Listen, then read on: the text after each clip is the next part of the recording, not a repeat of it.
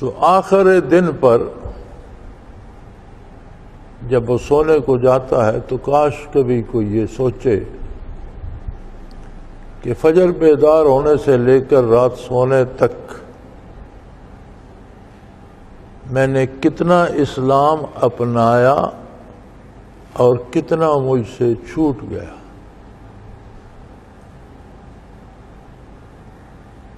تو اگر ہم خود اپنی ایک دن کی کارکردگی دیکھ لیں، ایک دن ایک ورق لے کر فجر سے عشاء تک جو کام کریں وہ لکھ لیں، جو بات کریں وہ لکھ لیں. عشاء کے وقت ہم نظر مار کر دیکھ سکتے ہیں کہ اس میں اسلام کتنا ہے اور غیر اسلامی حرکات یا غیر اسلامی الفاظ کتنے ہیں. ہمارا تو عجیب سا معاملہ اور عجیب سا ماحول ہو گیا ہے. کافر بد نصیب ہیں، مشرک بد نصیب ہیں، جنہوں نے بھی رسالت آقا نامدار صلی اللہ علیہ وسلم کا اقرار نہیں کیا، وہ بہت بد نصیب ہیں. اور کوئی بہت ہی بدبخت جب ہوتا ہے اس کی خطائیں بہت بڑھ جاتی ہیں تو پھر وہ توہین رسالت پہ آ جاتا ہے. یہ وہ آخری گناہ، آخری جرم ہے جو زندگی میں کوئی بدبخت کرتا ہے. توہین رسالت مشرکین بھی کرتے تھے، مکہ مکرمہ میں عملاً بھی کرتے تھے، زبانی بھی طعن و تشنیع کرتے تھے اور جھوٹ بھی بولتے تھے اور تانے مینے بھی دیتے تھے، پتھر بھی مارتے تھے، ایذا بھی دیتے تھے. اس کا جواب مسلمان کیا دیتے تھے؟ مسلمان اس کا جواب حرف بحرف اطاعت کر کے دیتے تھے. مدینہ منورہ میں بھی کچھ ایسے بد زبان تھے جن کی بد زبانی کو حضور صلی اللہ علیہ وسلم نے محسوس کیا تو مسلمانوں نے جان لڑا کر انہیں قتل کر دیا. مدینہ منورہ میں کعب بن اشرف یہودی تھا. حضور نے فرمایا اس کی باتیں حد سے بڑھ گئی ہیں، کوئی ہے جو اس سے جان چھڑا دے؟ صحابہ کرام نے، حالانکہ بہت بڑے محفوظ قلعے میں رہتا تھا، قتل کر دیا گیا. یہ جرم ایسا ہے، فتح مکہ کے موقع پر تمام اہل مکہ کو عام معافی دے دی گئی، لیکن چند لوگ، گنتی کے کچھ لوگ تھے جو حضور کے خلاف شعر کہتے، زبانی ایذا دینے کی کوشش کرتے، بہتان تراشی کرتے. حضور صلی اللہ علیہ وسلم نے فرمایا یہ لوگ اگر حرم میں بیت اللہ کے پردوں سے بھی لپٹے ہوئے ہوں تو انہیں قتل کر دیا جائے. اور وہ قتل کیے گئے، حالانکہ سارے شہر کو عام معافی دے دی گئی. لیکن کیا اگر کوئی کافر توہین کرتا تو صحابہ کرام آپس میں لڑ پڑتے تھے، اپنی املاک جلا دیتے تھے؟ یہ کہاں سے آ گیا؟ یہ کون سی محبت کی یہ کون سی قسم ہے کہ آپ سڑکوں پہ نکل جائیں، کسی کی گاڑی توڑ دیں، کسی کا دفتر جلا دیں، کسی کو آگ لگا دیں، کسی کا گھر جلا دیں؟ یہ کون سی بات ہے؟ میرے خیال میں ہم اس آڑ میں جو ہم دعویٰ کرتے ہیں عشق رسول اور محبت رسول، یہ کون سی محبت ہے؟ میں مذاکرے سنتا رہا ٹیلی ویژن پر، آج کئی دن سے جو یہ چل رہا ہے، بڑی پرزور تنقید کر رہے ہیں جی اہل مغرب پر، جو انہوں نے یہ کیا یہ کیا، لیکن سر تاپا انہی کے لباس اور حلیے میں بیٹھے. میری یہ بات، یہ منطق سمجھ میں نہیں آئی کہ یہ کوئی 3 پیس سوٹ اور ٹائی یہ کوئی ہمارا قومی لباس نہیں ہے.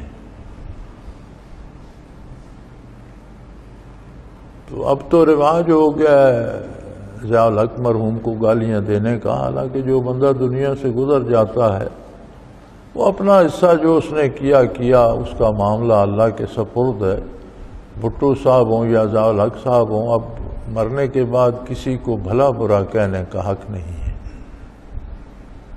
حالانکہ دونوں 2 انتہاؤں پر ہیں، دونوں کی آپس میں کوئی مناسبت نہیں، ایک دوسرے کے خلاف ہیں، لیکن دنیا سے گزر گئے، ان کا معاملہ اللہ کے ساتھ ہے. اللہ جانے، اس کی مخلوق جانے. وہ کریم ہے، چاہے تو سب کو معاف کر دے.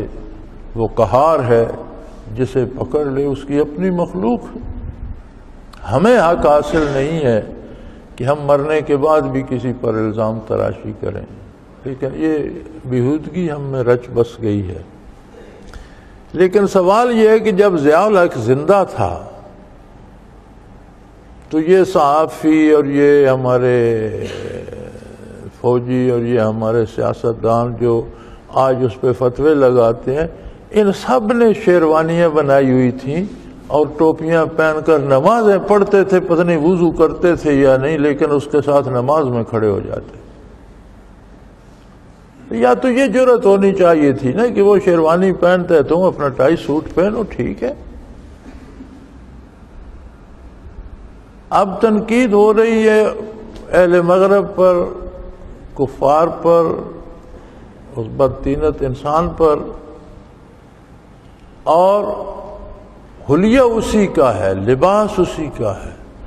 بڑے پورے وثوق سے وہ ٹائی کی گرہ جو ہوتی ہے وہ بھی کوئی اس میں غلطی نہ ہو، سلوٹ نہ ہو، بین ہی ویسی ہو. اس قوم کی سمجھ نہیں آتی اس کا عشق کیسا ہے، اس کی محبت کیسی. اللہ کی عبادات چھوڑ دیں گے، فرائض چھوڑ دیں گے، واجبات چھوڑ دیں گے، نماز روزہ تک چھوڑ دیں گے، رشوت کھائیں گے، حرام کھا رہے ہیں، ایک دوسرے کو لوٹ رہے ہیں. عشق رسول پتہ نہیں کون سے کونے میں ہے. عشق رسول نہیں ہے، یہ لوگوں میں تماش بینی کا شوق ہے، شور شرابے کا شوق ہے. عشق تو ایک بڑی انمول نعمت ہے، اور جسے ہمیشہ عشاق چھپاتے ہیں لیکن وہ چھپا نہیں کرتا.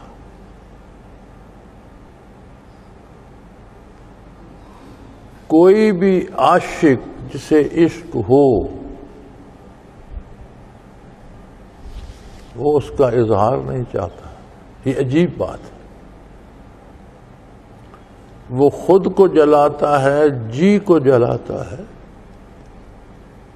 بات زبان پر نہیں لاتا. لیکن عجیب بات یہ ہے کہ وہ جو ایک محاورہ ہے کہ عشق اور مشق چھپائے نہیں چھپتے، چھپتا نہیں ہے. وہ ظاہر ہوتا ہے عاشق کی اداؤں سے، اس کے کردار سے، اس کی گفتار سے. ہمارا کون سا کردار ہے جس سے عشق رسول اللہ صلی اللہ علیہ وسلم ظاہر ہو؟ کیا ہم حرام پر رک جاتے ہیں، حلال پہ قناعت کرتے ہیں؟ کیا ہم جھوٹ چھوڑ چکے ہیں، سچی بات کہتے ہیں؟ کیا ہم بڑوں کی عزت، چھوٹوں سے پیار کرتے ہیں؟ کیا ہمارے اخلاقیات وہ ہیں جو نبی کریم صلی اللہ علیہ وسلم نے تعلیم فرمائے؟ اب باطن بنانا تو بہت مشکل ہے، ظاہر پہ تو زور کوئی نہیں لگتا. ہمارا ظاہر بھی کیا سنت کے مطابق ہے؟ تو اگر ہم ظاہر بھی نہیں رکھ سکتے تو اس کی بات کہاں کریں؟ تو یہ عجیب بات ہے. میدان احد میں نبی کریم صلی اللہ علیہ وسلم زخمی ہو گئے، چہرے انور زخمی ہو گیا، دندان مبارک شہید ہو گیا. تو آپ نے دعا کے لیے ہاتھ اٹھایا.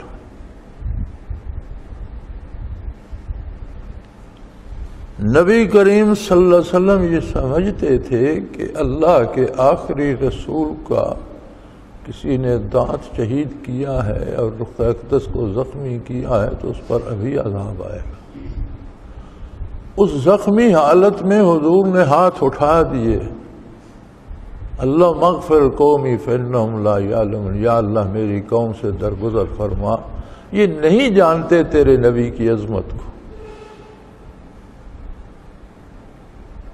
یہ جاہل ہیں، تیرے نبی کی عظمت سے نا آشنا ہیں، یہ اپنے ایک قریشی بھائی محمد بن عبداللہ سے لڑ رہے ہیں، تیرے رسول کی رسالت سے نابلد ہیں، انہیں معاف کر دیں. یعنی جنہوں نے زخمی کیا ان سے عذاب ٹلا رہے ہیں. ہمارا عشق کیسا ہے کہ ہم بھائیوں کی املاک جلا رہے ہیں، ہم سڑکوں پر آوارہ ڈنڈے لے کر نکل گئے، راہ گزرتے مسافروں کی گاڑیاں توڑ رہے ہیں، بیمار گاڑی میں پڑا ہے وہ مر جائے، ٹریفک بند ہے، جلوس کھڑا ہے، شور ہو رہا ہے، ہسپتال تک نہیں جا سکتا. اتنا خطرہ ہے کہ آج پورے ملک کی موبائل سروس بند ہے، ٹرانسپورٹ سارے ملک کی بند ہے. مجھے یہ بتایا جائے کہ یہ ملک کی ٹرانسپورٹ بند کر کے، موبائل سروس بند کر کے، لوگوں کی املاک کو آگ لگا کر اس ملعون کا کیا بگڑا جس نے یہ جسارت کی؟ شاید اس نے یہ جسارت اس لیے کی ہو کہ مسلمانوں کو آپس میں دست و گریباں کیا جائے. تو اس طرح تو میرے خیال میں پھر لوگ اس کا مقصد پورا کر رہے ہیں.